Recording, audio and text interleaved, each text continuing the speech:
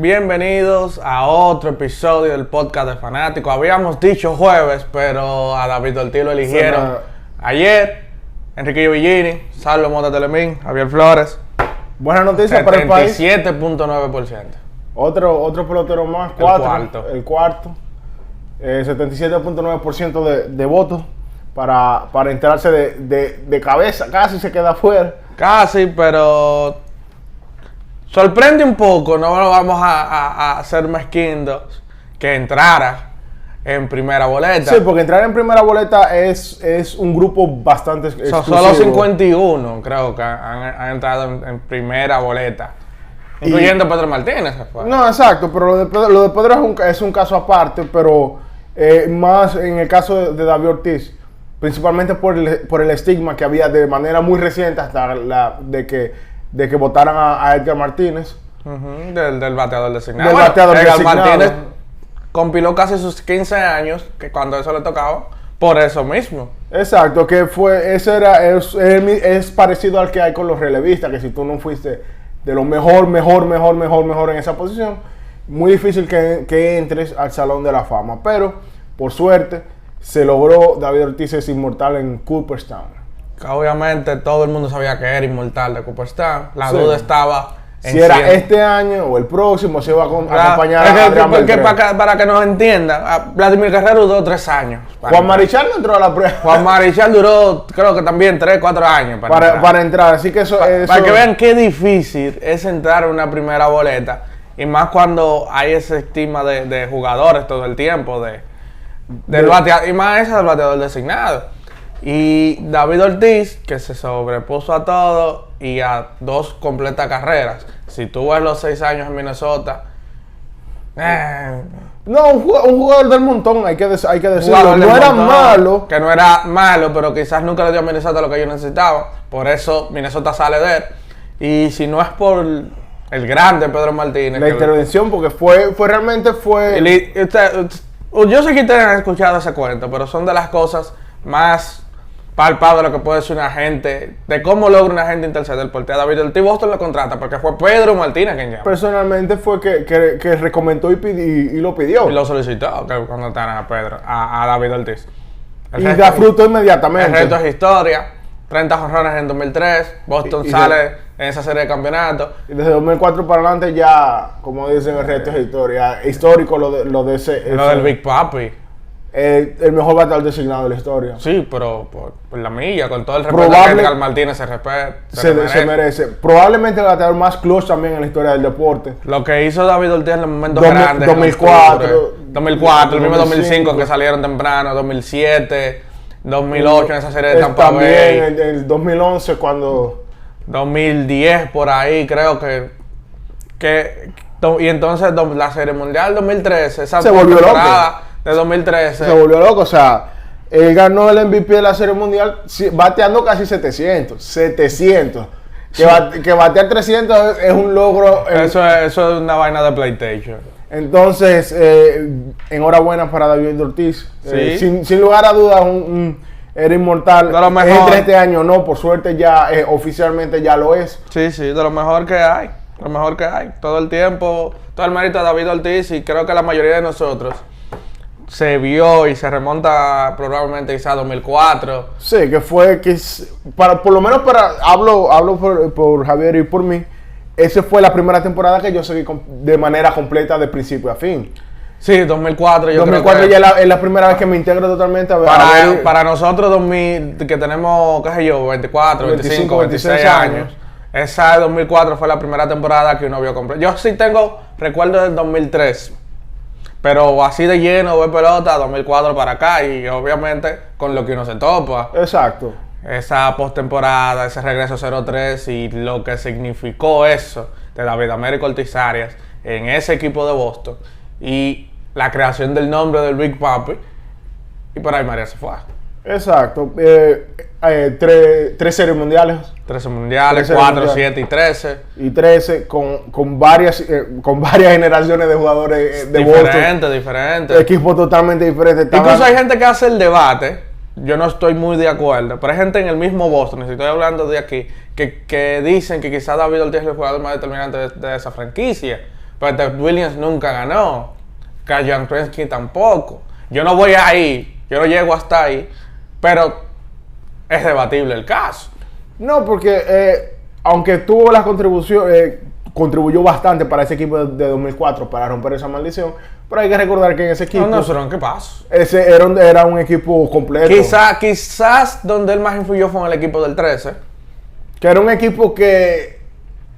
No que era malo, pero no tenían las figuras de otros años. En abril eso era un equipito, lo que pasa es que salió bien.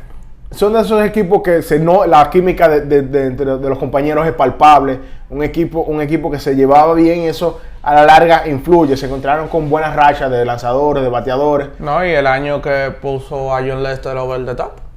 Un año que consolidó a Jon Lester. Exacto, fue el año que se consolidó a Jon Lester. Que ya Boston tenía unos años esperándolo. Exacto, y nunca como concretó una buena temporada hace ese año. Y de nuevo, lo de la influencia que tuvo David, no solamente en el terreno, sino fuera de él. En el caso de la tragedia del maratón de Boston, el equipo se reúne alrededor de él, él es el capitán de ese equipo, más allá de que muchos apuntaban a Dustin Pedroia. Realmente, ese discurso legendario de David Ortiz, muy cerca luego de esa tragedia. La ciudad, no solamente el equipo, la ciudad de Boston. Él es, si ustedes creen que aquí uno admira a David Ortiz, él es amo y señor de la ciudad de Boston. Muchas calles con su nombre. David Ortiz, si quiere, no puede pagar una comida jamás ni nunca en Boston. En Boston, pero se quedan cortas las palabras que uno puede decir sobre el caso de David Ortiz. Y hablamos mucho de playoff, pero también un hombre que batió 286 en 20 años. 541 cuadrangulares. 286 bateando, teniendo unos años por debajo de nivel, 6 años por debajo de nivel en Minnesota. Y esos años de 2009 a 2010 que batió, un año que batió 230.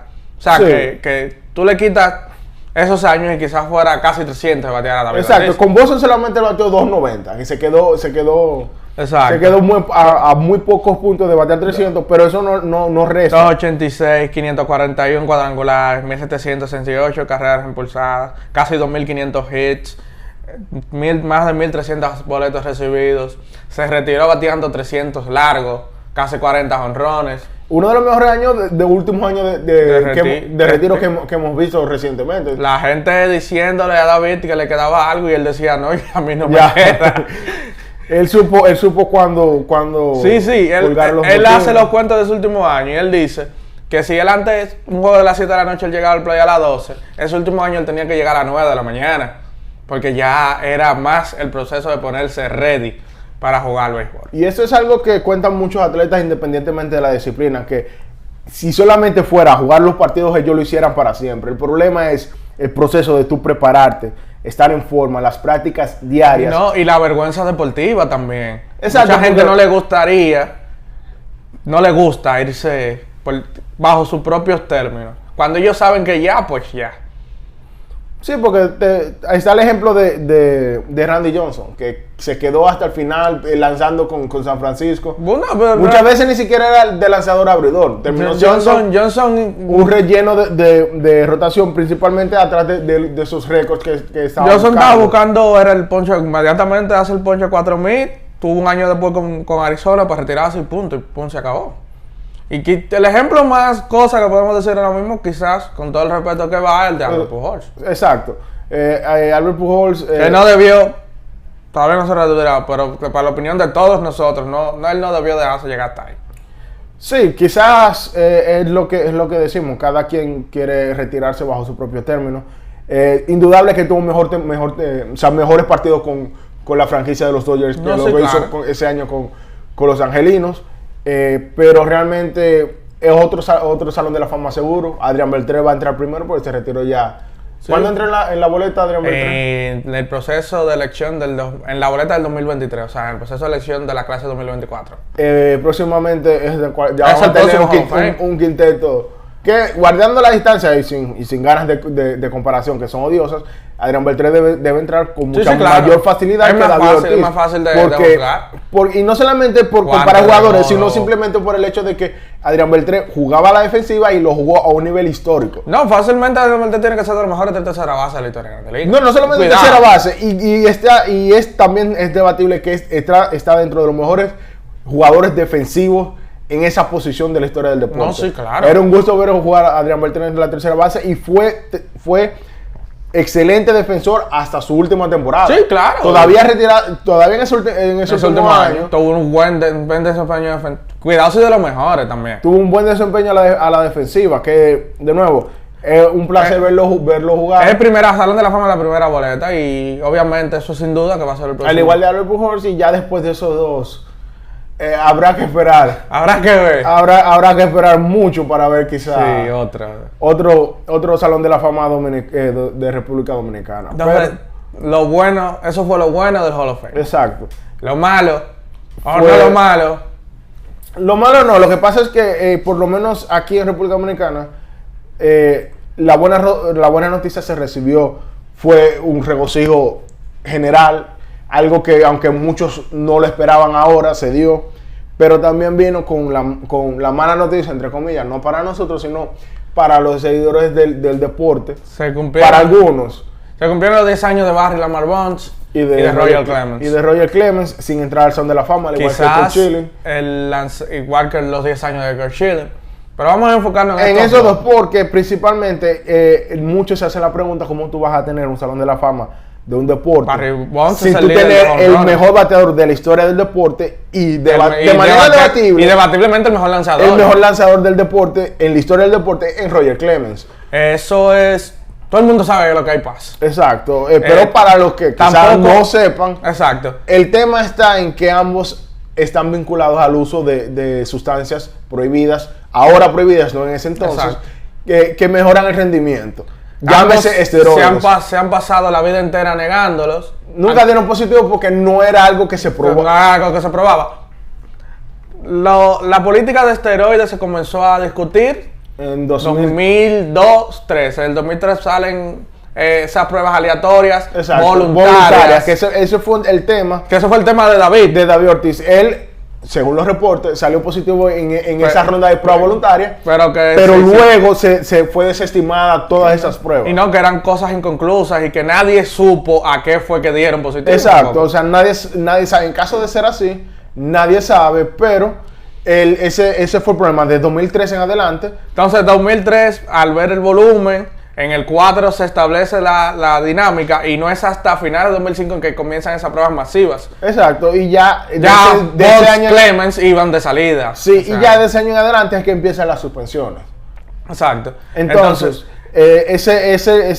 con ellos pasa ese asuntico. Ambos se han pasado la vida entera negándolo. aunque hay pruebas hasta sustentables. Hay pruebas contundentes en su contra, pero los hechos son que ninguno de los dos en ningún momento dio positivo. No, vamos, yo lo voy a decir de la manera en que debe de ser. Ellos nunca violaron una regla. Exacto, porque ese es otro problema también, que eso fue un problema que Grandes Ligas ignoró, permitió, entre algunos Y casos, la persona que lo permitió está en el Salón, en el Salón de la Fama. O sea, Bob Boxelic.